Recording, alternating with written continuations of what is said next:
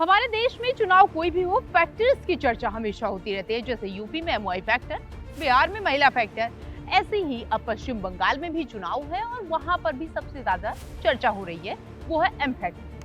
अब सभी राजनीतिक पार्टियां इसको अपने अपने चश्मे से देख रही हैं। कुछ इसे महिला वोटर मानते हैं, तो कुछ इसे मुस्लिम वोट बैंक बताते हैं, तो कुछ का कहना है कि कुछ और है। लेकिन पश्चिम बंगाल में अब कहानी पूरी तरीके से बदल गई है। यहाँ एम फैक्टर में ज्यादा चर्चा एसआईआर की हो रही है। दरअसल पश्चिम बंगाल में 4 फैक्टर्स ऐसे हैं जिन पर खूब चर्चा होती है, आलोचना भी होती है और सियासत भी होती है। लेकिन सियासत इन्हीं के इर्द गिर्द होती है और वो फैक्टर्स है मुस्लिम, मथुआ, मोदी और ममता।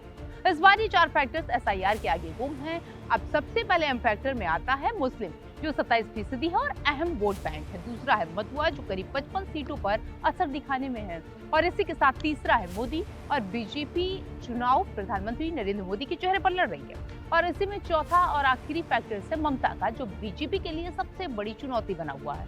लेकिन गौर करने की बात यह है कि इतनी जरूरी पैटर्न इन फैक्टर्स के बावजूद भी इस बार मुकाबला एसआईआर को लेकर हो रहा है। दरअसल एसआईआर चुनाव 2026 के पहले एक मुद्दा बना हुआ था। नवंबर 2025 में अप्रैल 2026 तक इसकी प्रक्रिया चली और टारगेट डुप्लीकेट, मृत और अवैध वोटर्स को हटाने का था, जिनमें 7.66 करोड़ से 90.66 लाख नाम हटे और कुल वोटर्स अब करीब 6.77 करोड़ बचे हुए हैं।